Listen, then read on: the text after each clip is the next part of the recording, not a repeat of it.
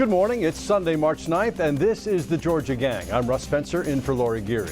President Trump rallies his base during a joint session of Congress amid questions about tariffs and support for Ukraine. Crossover Day is now in the rearview mirror at the state capitol. We'll look at some of the bills that didn't make the cut and those that did, including a school safety measure the House Speaker considers the most important bill of the session. Melita, Phil, Theron, and Brian are here today. The conversation begins right now. From the Fox 5 studios, the Georgia Gang starts now. In the longest speech to a joint session of Congress ever, President Trump thrilled his Republican supporters with what he called a common sense America First revolution. And he irked his Democratic critics with what they consider a torrent of falsehoods about Ukraine funding, DOGE, Social Security, you name it. We have accomplished more in 43 days than most administrations accomplished in 4 years. Comparing himself favorably to George Washington, the president said pain from tariffs will be temporary and claimed that DOGE's federal spending cuts will help bring down inflation. He also defended his immigration policies. We quickly achieved the lowest numbers of illegal border crossers ever recorded. The president got plenty of applause from Republicans. As you'd expect, the Democrats did not join in, but they didn't come empty-handed either, holding up small signs protesting Trump's policies. Congressman Al Green heckled Trump before being escorted from the chamber. I'm willing to suffer whatever punishment is available to me. Well, speaking of that, Congressman Green waved his cane, yelled, "You have no mandate to cut Medicaid at the president." You couldn't really hear that on TV, and the House did censure him on Thursday. As for the mandate, Donald Trump beat Kamala Harris by less than 1.5 percentage points, the smallest margin since 2000, but he says he has a mandate, and he certainly acts like he has one. And let's join the panel now. Brian, been a wild ride on the markets, mostly down. A lot of uncertainty about Ukraine. Where do you think we find ourselves at the moment? Well, I don't think what's happening in the market has to do with what's going on in Ukraine. What's going on in the market has to do with the companies and markets around the country trying to figure out how the tariffs are going to impact. Sure. So there is some uncertainty, and Donald Trump has said that. He has said, look, there's going to be some temporary pain. What I would recommend to the president, and I've said it here before, is if you want to have this reorganization of American industry, his goal is a noble one. It is to bring back high-paying manufacturing jobs. It's going to be good for the working class. It's going to be good for American security moving forward. But right now, when we're still battling this inflation, when you're adding a cost to products that Americans depend on, such as food products from Canada and Mexico, timber products from Canada, that's going to raise prices. So I think politically it'll be smart to tap the brakes on those tariffs and to let the markets resettle, and then have a longer term plan for how we bring back those industries. And we've seen him do that, right? We've seen him do some stuff and then pause. We see it a little bit with DOGE, right? This week saying we're going to let the cabinet secretaries pick who we get rid of and who we keep. We need to have more of a strategy, something that I think a lot of Republicans have been recommending. So he wanted to get a lot done at first, and then I think now he's recalibrating on a few things. I think the tariffs is one thing that he needs to look at. Theron, the Democrats seem a little shell-shocked, uncertain how to respond. What do you think? Well, it was just bizarre what we were hearing. I mean, let's just deal with the facts. We right now have been experiencing the worst week in the market ever.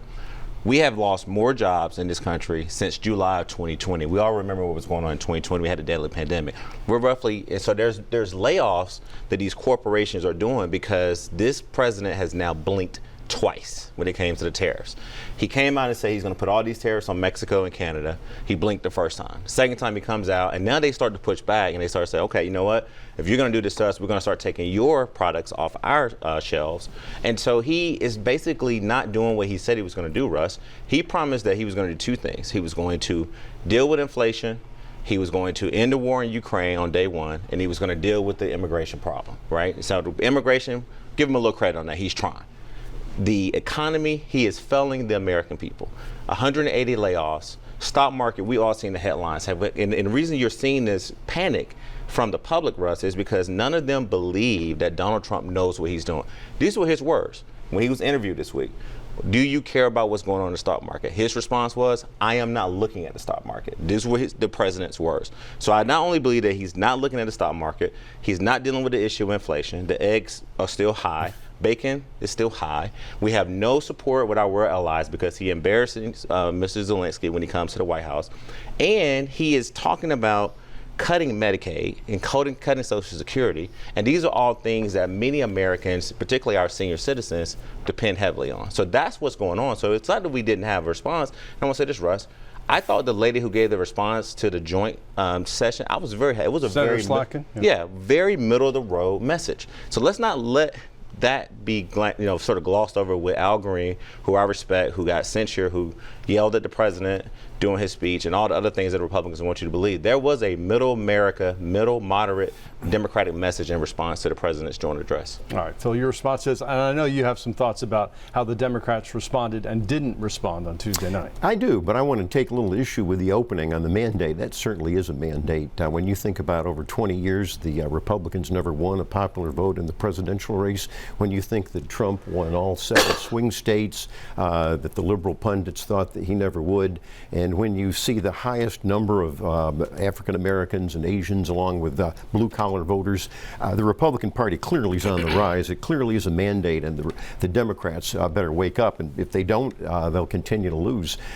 With regard to some of Theron's points, it's hard to unpack all of them, but we have the first term of Trump to look at. He was very successful with the tariffs, the carrot and the stick. Yes, he'd use some tariffs.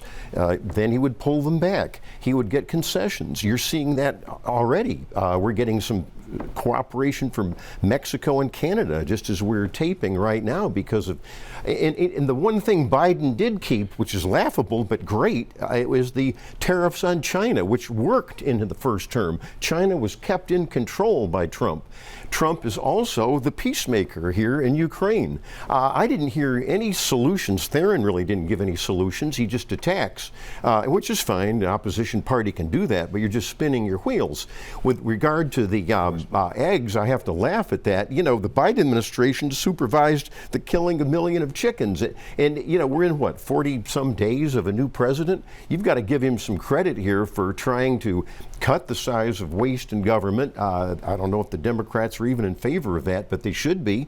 And so when you talk about the economy, I'm saying it's a mess he inherited, and he's having to straighten it out through many, many facets. The energy facet, just take one. We're already seeing jobs, Theron, that are coming back in the energy industry alone. Governors are telling us this is happening right now.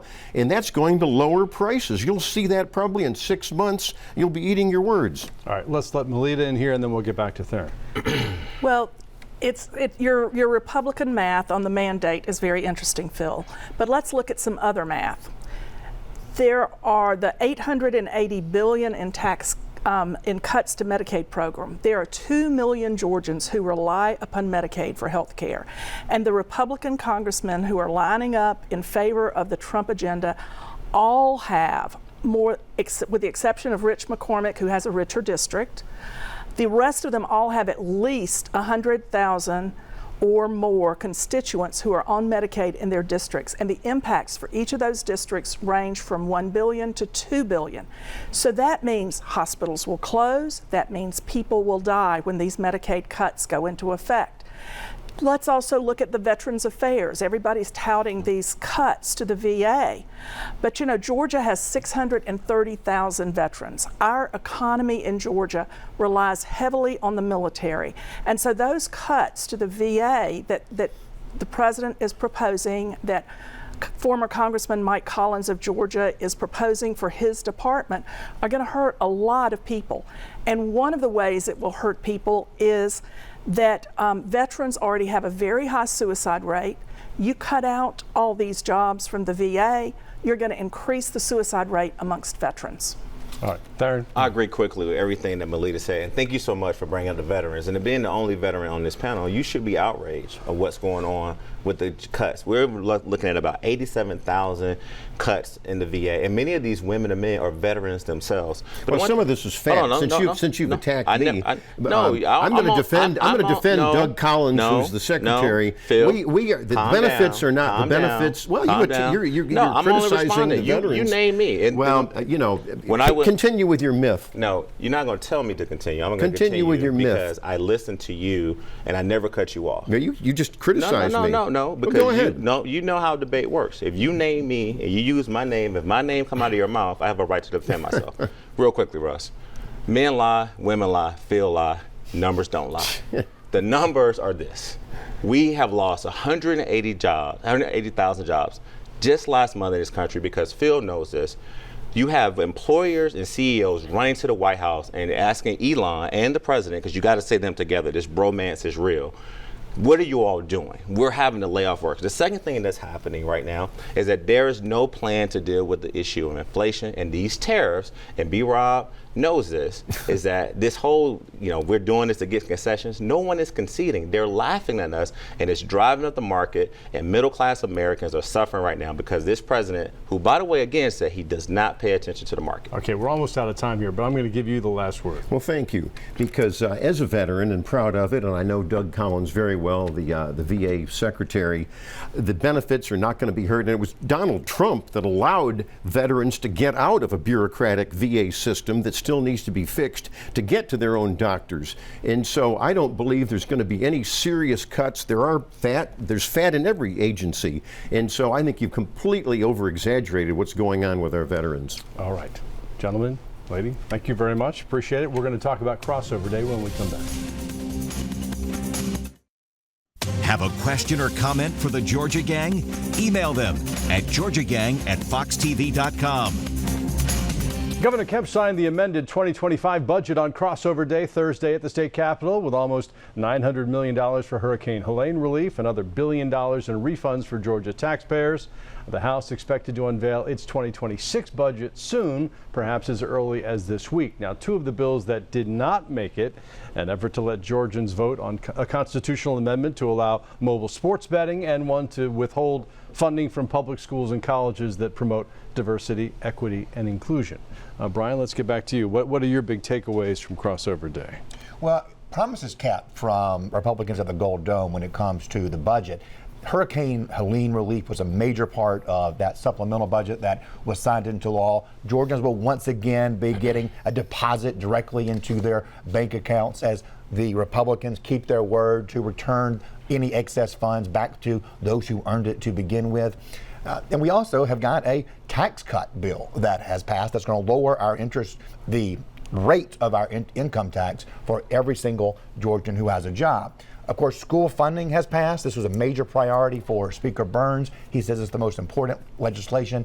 It will allow for more counseling for students, allow for there to be a system that tracks kids who have had mental health issues when they go from one school district to another, and it'll also allow for some school security grants. Hate to see sports betting fall. I do feel like the votes were there for it. I think it's a great way to join the 39 other states that have already done this, including many red states around the country, and to fund pre-K moving forward. We know that those early learning years are critical. We need to expand capacity. We need to raise teacher pay.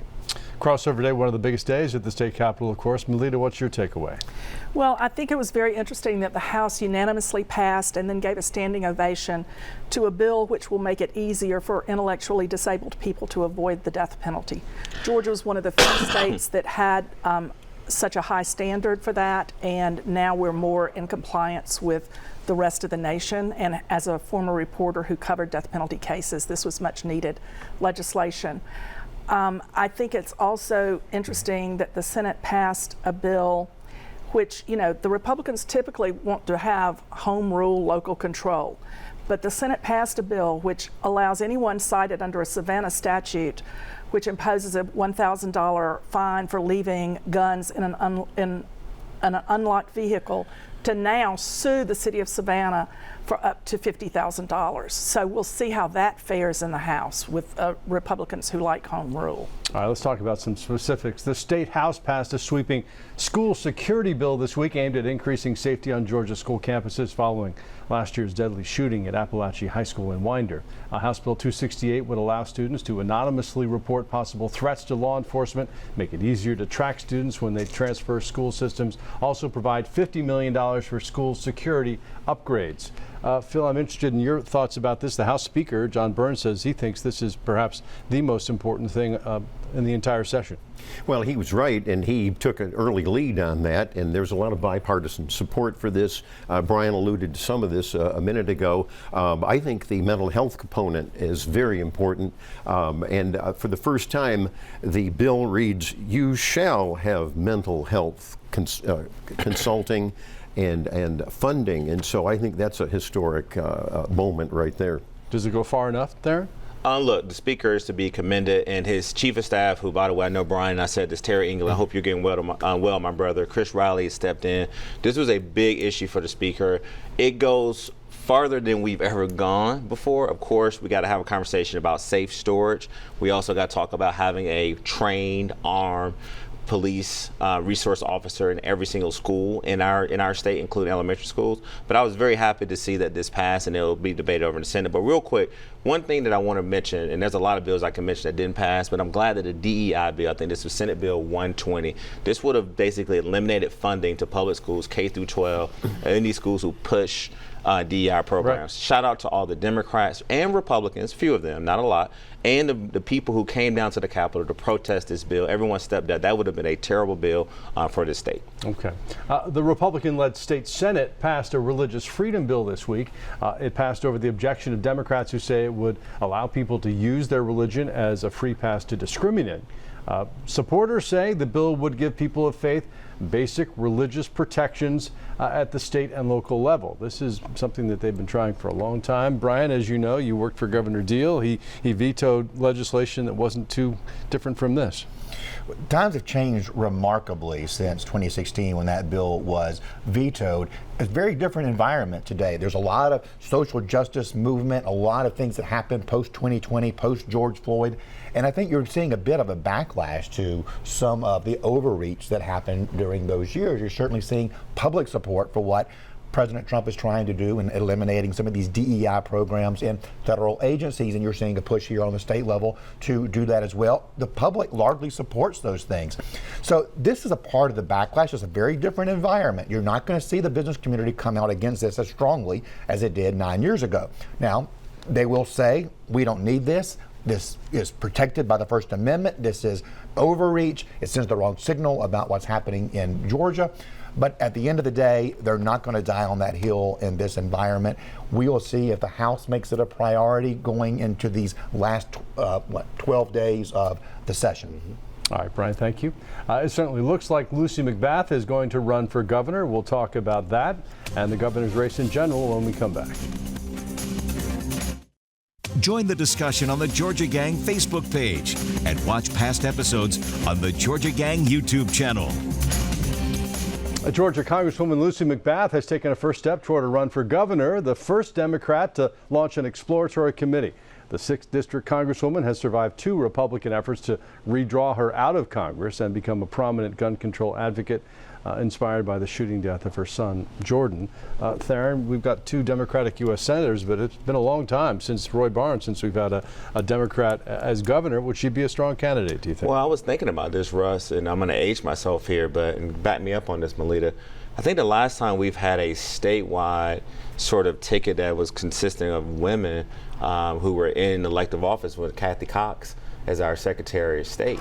Now, we've had other women run statewide since then, of course, Stacey Abrams and now Lucy McBath, and then a host of women on the Constitutional Office, Jen Jordan for Attorney General, you name it, Insurance Commission, all these folks. And so the announcement this week, to me, wasn't a surprise because we have all been waiting to see what Congresswoman Lucy McBath was going to do. And I think the AJC did a really good job of sort of rolling out her long history as being a flight attendant, being a mom of Jordan, and she stepped up, and many Republicans were quick to criticize her about this, about gun control, being a gun control advocate, and we got to see if that actually plays well in her campaign. But for her to launch the exploratory committee, you saw a lot of other folks start to shuffle. Now we'll start talking about the next segment, who will probably run for her seat. But ultimately, I think that, look, Democrats, this is what we got to do. We got to make sure that we have a candidate, whoever we nominate, he or she, that actually has a pragmatic approach. And that approach is that, are you doing everything now and during the campaign to win in November? Because that's what it's all about.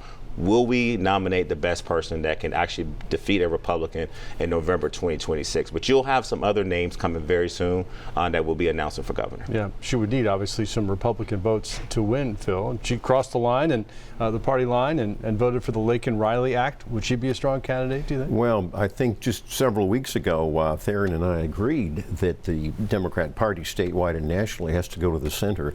Lucy McBath is not going to the center. She voted no on the Laken-Riley Act last year and then saw the polls and said, oh, gee, maybe I'm running statewide. I'd better just kind of fake it and vote yes on the Laken-Riley Act. And of course, what's funny too is she has no respect for the Second Amendment. She's known as a big gun control advocate. That's not going to go over well in the statewide race.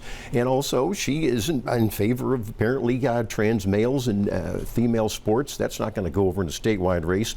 If they need to go to the center if they want to win the governorship or statewide. So I think that there probably would be some others. Maybe I'd like to see a Michael Thurmond if he's going to run in the Democrat primary. He's a more normal candidate. You mentioned Michael Thurmond. Keisha Lance Bottoms has been discussed. Senator Estevez, what do you think? Well, I think what we have to do is wait and see, once the session is over, who the donors begin to line up behind. Obviously, Lucy McBath has some D.C. Beltway consultants who are really encouraging her to run. And those consultants are always going to encourage a candidate to do the thing which puts more money in their pockets. And but the other thing that it's not positioned so much for her to look at is history in Georgia. If you go back 100 years, Governor Hardman, who served from 1926 on, there's only one person who's come to the governor's mansion from Congress, and that's Nathan Deal. But he had spent 12 years in the state Senate as a Democrat before he became a congressman. So it's very rare in the Georgia political scene for someone to go to Congress to go to the governor's mansion from Congress. Now, we did have Herman Talmadge, Richard Russell, and Zell Miller, who all served in the U.S. Senate after being governor. The audience missed your little dance there on the Well, thank you for bringing up our historic victory in 2010, defying historical odds. It can be done. We did it. It was really, really hard. What was that dance? It had a little trumpet. There you go. You're not stiff as Trump. Let me ask some you, YMCA for me. how do you think she would match up, Lucy McBath, against Chris Carr or Burt Jones? I have to agree with a lot of what Phil said here. The problem for Lucy McBath is that she has profiled herself as fairly left-wing.